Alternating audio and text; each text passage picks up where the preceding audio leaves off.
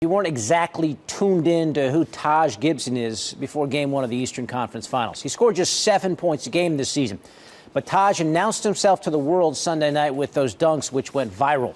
When the Bulls acquired Carlos Boozer this past offseason, Gibson was asked to change his role from starter to reserve.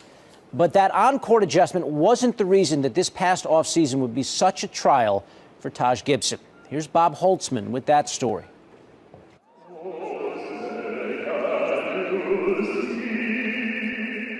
I don't know how to explain, but every time the national anthem comes, I pray to them.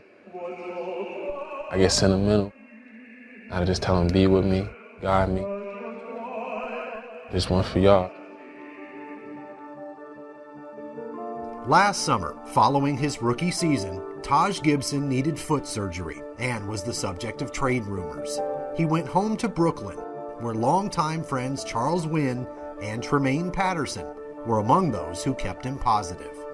Real good guys, real family-oriented. Everybody in my community is real tight-knit. On August 6, 2010, Tremaine Patterson was shot and killed following an argument. Not even a month later, Gibson was in an airport 2,500 miles away when he got more bad news about his best friend, Charles Wynn. I get a phone call. It's my mother. My mother, she's crying. She's telling me, baby, Charles got shot. My dad doesn't never cry. My dad started crying. I was like, he's okay? And then she was like, he didn't make it. And I felt alone. I was sitting in the airport, just don't know who to call.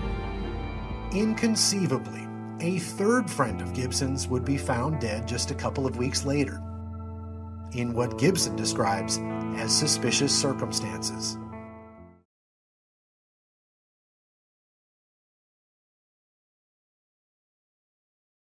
Why would anybody want to harm children? Breaking news, a 6-year-old boy murdered, his friend fighting for her life. Tonight, the search for a killer. Good evening, I'm Cindy Hsu. A split-second decision ends in tragedy. The two friends were in an elevator when a man attacked, stabbing both of them before running off.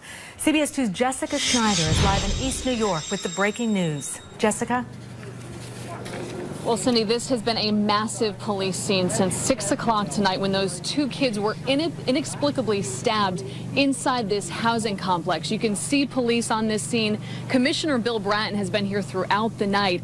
And as we speak, officers are all around this complex trying to find the man who committed this terrifying crime. 7-year-old Michaela Capers is fighting for her life after being stabbed inside an elevator at the Boulevard houses here on Skank Avenue. She and 6-year-old Prince Joshua Avito were going inside to get a snack when police say a man in his 20s stabbed them. They weren't going upstairs to get ices. That's it. They weren't bothering anybody. Sophia Diaz knows both children. They were taken to Brookdale Hospital where 6-year-old Prince Joshua died from his injuries.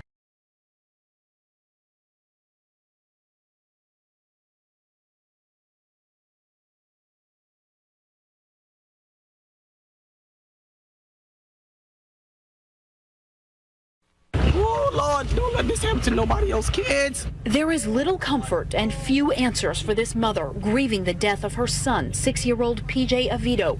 The first grader was stabbed to death inside an elevator at the Boulevard houses on Skank Avenue.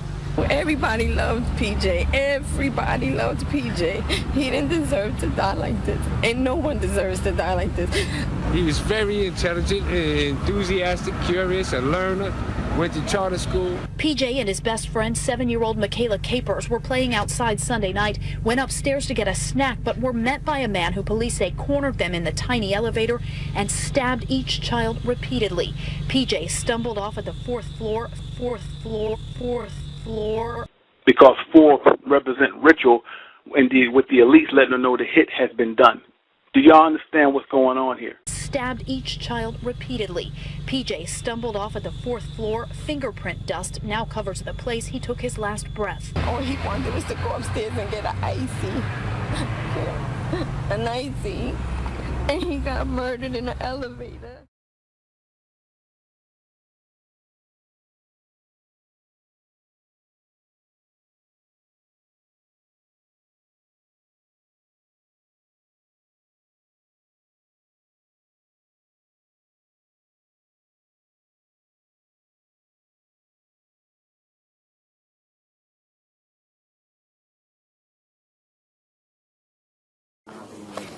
Yeah! Hold that! Hold that! What changed it from earlier this evening till now? You got fakes on top. They just changed the outcome of the contract. And that's where I want to be. And we just, both sides came together and just got it done. Guards was waiting for you? Yeah, as soon as I came in, as soon as I got iced, they were waiting for me. We had a late second chat just now, and they just really stressed how much we need to get this done. Load off my back now and just focus right on basketball. Taj, to the best of your knowledge, was Mark talking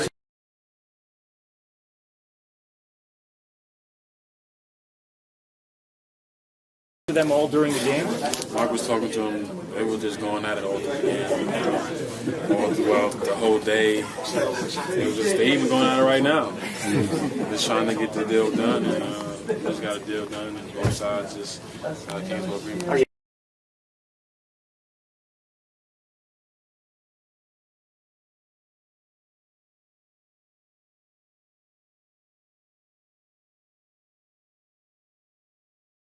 The crime, so brutal and senseless in nature, has touched an entire neighborhood and the man in charge of the department responsible for making an arrest.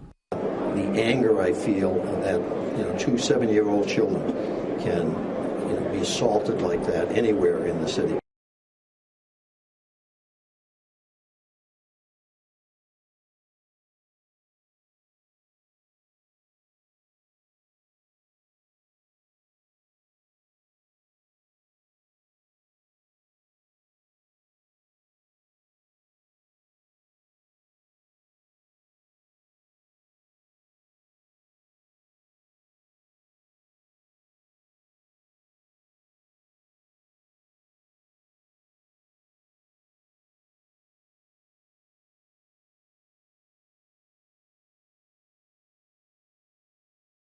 Begin with that breaking news. Police just made an arrest in connection with the stabbing of 2 children in Brooklyn. Here's the photo of the man police were searching for. Daniel St. Hubert was captured minutes after the NYPD released his photo to the public. TV 1055's Dave Carlin is live in Lower Manhattan with more on the arrest tonight for us. Dave. Dick and Alice, here it is. The photos, the flyer of Daniel St. Hubert, the man wanted for these child stabbings in that Brooklyn elevator. Let's show you 1PP. This is where we are, because as this arrest was going down, what we had was a news conference right here.